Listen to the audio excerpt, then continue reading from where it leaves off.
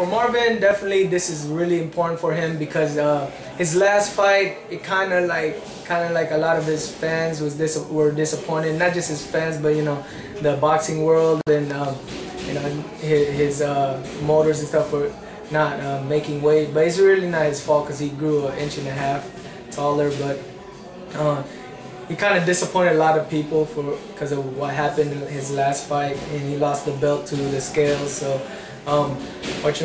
with this fight is his fight to redeem himself. So it's very important for him to really focus and do well. And we're hoping for a knockout. The way Marvin's hitting, I think that's going to be the outcome of the fight.